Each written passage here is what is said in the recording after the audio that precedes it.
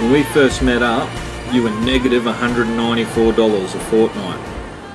People present at SHAC needing accommodation for a wide variety of reasons. Typically, we'll find that a number of women have escaped domestic violence. There's been relationship breakdowns. A lot of families need to relocate to Cairns and leave their own homes in communities or in other areas because they're seeking specialist medical assistance, employment opportunities or education for their kids.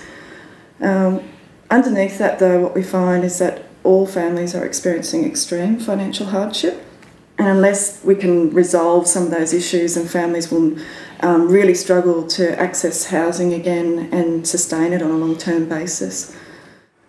When I met the financial person, Conrad, he explained everything to me.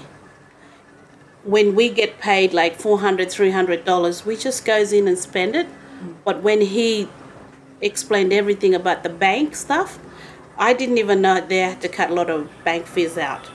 So, and the good thing is about the financial advice is he sort of have these diagrams on the table so I can see that.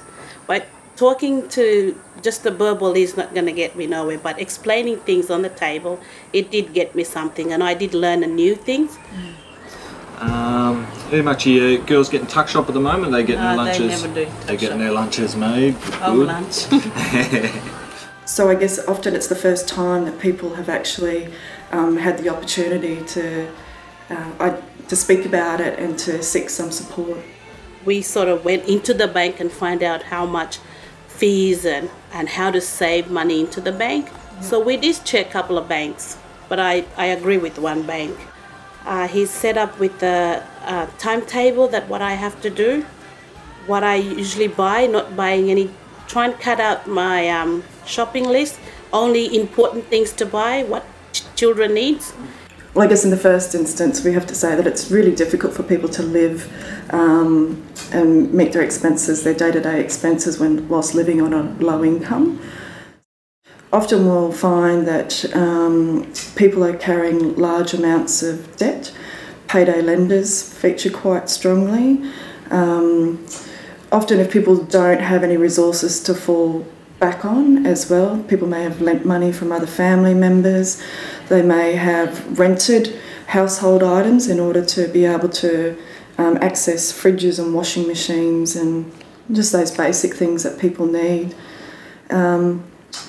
Large amounts of bank fees as well, I guess, feature. So it's not unusual to find that people might be paying, $50 a fortnight in bank fees.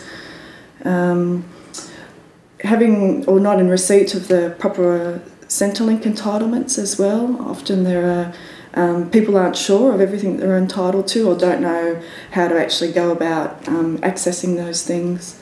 My Money workers will sit with families and talk to them about what some of the most pressing financial issues are, and then getting a clear picture of money coming in and the money going out so that people are fully aware of their financial situation. So that's leaving with you around $100 a fortnight saving? Yep. It's about putting it all on the table and getting a really clear picture. From there, I guess it's about identifying any opportunities to be able to increase people's incoming money, and then to reduce some of the expenses that people may have. Working with people around reducing debt or negotiating with debt collectors to have some of that debt written off if that's possible. Also, I guess, working with people to be able to budget their money, to be able to put food on the table and to increase their capacity to be able to afford rent on a regular basis. He said, Darby, we spent like $120 on these things, but now we only spend, what, $60, $70, half of it. I said, well, that's what happened when you go to the Shelter Housing. Then a month and a bit later, you were then up to around $200 a fortnight in front.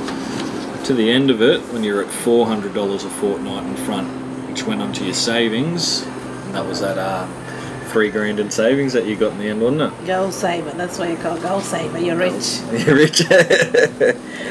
I did save a lot of money out of it. Every month I save like $3,000, and what I do, I only spend it for the things that I needed.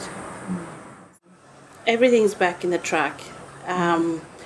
We now have like $100 spending money, and I always tell my children what they want to do for the weekend. Really nothing, but they always say leave it for the big days and holidays to come. So yeah, all of us make a better person when we came to our own place.